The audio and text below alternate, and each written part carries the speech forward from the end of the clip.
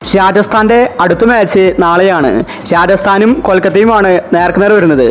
രാജസ്ഥാൻ ആദ്യ കളി തന്നെ തോറ്റിട്ടാണ് തുടങ്ങിയത്. ഇപ്പോഴിതാ രാജസ്ഥാൻ ടീമിലേക്ക് പുതിയ താരങ്ങൾ എത്തിയിരിക്കുകയാണ്. അപ്പോൾ രാജസ്ഥാൻ കൊൽക്കത്ത മാച്ചിന്റെ കംപ്ലീറ്റ് പ്രിവ്യൂ ആണ് നമ്മൾ ഇന്നത്തെ വീഡിയോയിൽ നോക്കുന്നത്.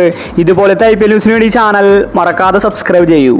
ആദ്യമായിട്ട് കൊൽക്കത്ത ടീമിനെ പരിഗണിച്ചാൽ കൊൽക്കത്ത ആദ്യ കളി തോറ്റിട്ടുണ്ടായിരുന്നു. രണ്ടാമത്തെ മാച്ചിൽ രണ്ടും കൽപ്പിച്ചാണ് കൊൽക്കത്ത വരുന്നത്.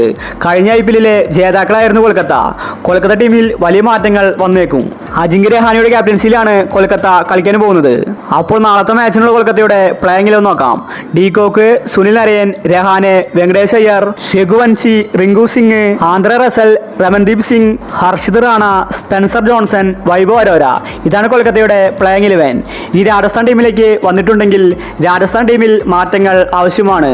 പ്രധാനമായിട്ടും ബൗളിംഗിലാണ് രാജസ്ഥാന് കഴിഞ്ഞ മാച്ചിൽ പിഴച്ചത്. ജോഫ്രെ ആർച്ചർ റൺസ് വാരിക്കോരി കൊടുക്കുകയായിരുന്നു. അതുകൊണ്ട് നാളത്തെ മാച്ചിൽ ആർച്ചർ കളിച്ചേക്കില്ല. പകരം ആകാശ് മധുവാളിനെയാണ് രാജസ്ഥാൻ ഇറക്കാൻ പോകുന്നത്. ബൗളിംഗിൽ വലിയ മാറ്റങ്ങളാണ് രാജസ്ഥാൻ കൊണ്ടുവരുന്നത്. അതുപോലെ ഫറൂഖിയെ മാറ്റി ഖ്വേന മഹോഗയെ ബൗളിംഗിലേക്ക് കൊണ്ടുവരും. പരാഗിന്റെ ക്യാപ്റ്റൻസിയും മോശമായിരുന്നു. സഞ്ജുവിനെ നാളത്തെ മാച്ചിലും ഇംപാക്ട് പ്ലെയർ ആയിട്ട് തന്നെയാണ് ഇറങ്ങാൻ സാധിക്കൂ. ക്യാപ്റ്റൻസി ഏറ്റെടുക്കാൻ സാധിക്കില്ല.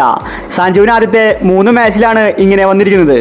സഞ്ജുവിന് ഇനി ഫിറ്റ്നസ് വീണ്ടെടുത്താൽ മാത്രമേ കീപ്പറാകാൻ സാധിക്കൂ. ബാറ്റിംഗിൽ ഇപ്പോൾ രാജസ്ഥാന് കുഴപ്പമില്ല. കഴിഞ്ഞ മാച്ചിൽ മികച്ച കളി തന്നെയാണ് രാജസ്ഥാൻ കാഴ്ചവെച്ചത്. 240 മുകളിൽ രാജസ്ഥാൻ നേടിയിട്ടുണ്ടായിരുന്നു.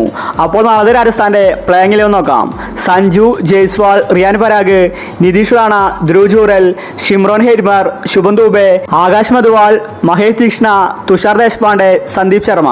അപ്പോൾ നമുക്ക് നാളത്തെ മാച്ചിന് വേണ്ടി കാത്തിരിക്കാം. നാളത്തെ മത്സരത്തിൽ രാജസ്ഥാൻ ജയിക്കുമോ കൊൽക്കത്ത ജയിക്കുമോ? നിങ്ങളുടെ അഭിപ്രായങ്ങൾ താഴെ കമന്റ് ചെയ്യുക. ഇതുപോലത്തെ IPL ന്യൂസിന് വേണ്ടി ചാനൽ മറക്കാതെ സബ്സ്ക്രൈബ് ചെയ്യൂ.